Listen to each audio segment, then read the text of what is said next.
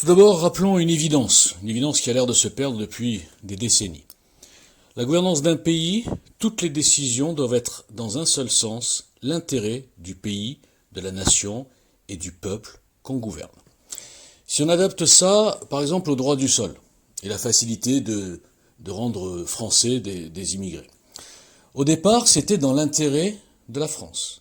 Au départ, et Napoléon, c'était justement pour pouvoir avoir une armée plus nombreuse, plus puissante. Parce qu'à l'époque, c'était un petit peu ça qui gérait la vie quotidienne, c'est-à-dire les conquêtes, les guerres, etc., les troupes, etc. Bon, c'est juste un exemple pour montrer que aucune notion de racisme ou même de cadeau, de cadeau humanitaire n'est à prendre en compte. Juste l'intérêt de la nation.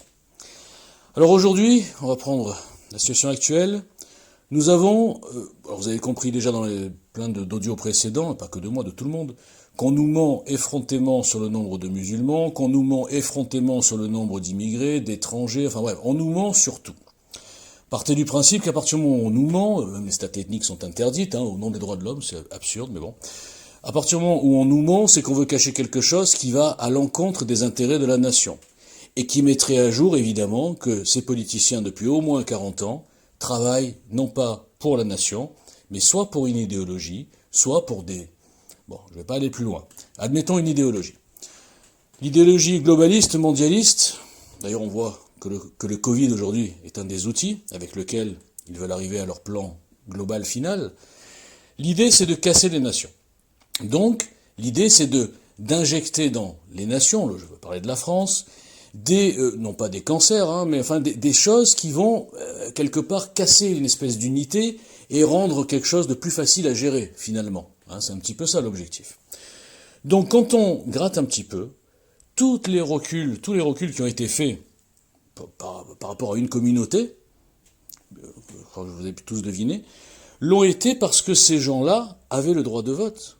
Tout simplement, il ne faut pas aller chercher plus loin. Toutes les facilitations de nationaliser, j'allais dire, de rendre français des étrangers, ce sont les socialistes. Leur idéologie, c'est quoi ?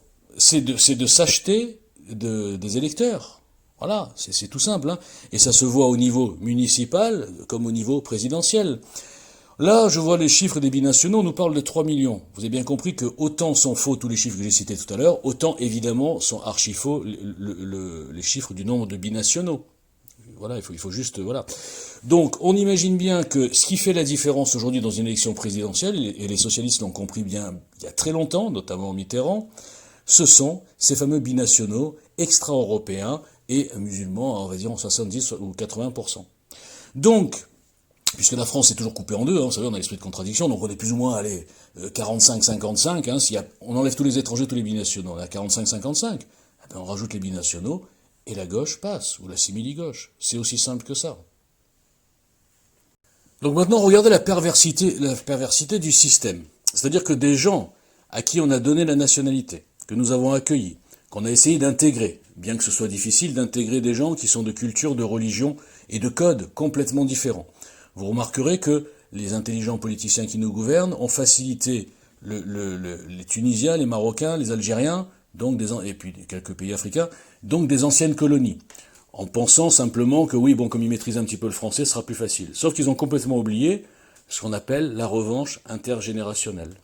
Et aujourd'hui, nous avons deuxième, troisième génération. Il y a une partie de ces générations qui sont pas du tout français, ils le revendiquent, et qui veulent se venger pour leurs parents. Ils ont l'impression que leurs parents ont subi quelque chose de la France, puisqu'ils ont une falsification de l'histoire qui est confirmée par l'éducation nationale, même en France. Vous voyez, ça, c'est quand même assez pervers. C'est un suicide. Quand on parle de suicide, c'est un suicide promu par les socialistes. On peut résumer ça comme ça.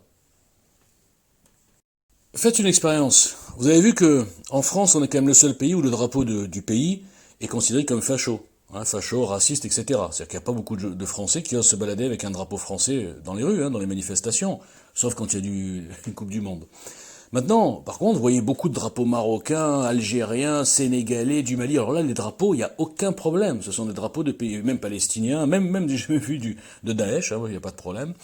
Donc, allez demander à ces binationaux, ces jeunes qui crient avec leur drapeau à la main, Algérie, ils n'ont jamais mis les pieds en Algérie, ils n'ont jamais vécu, mais bon, ils fantasment dessus.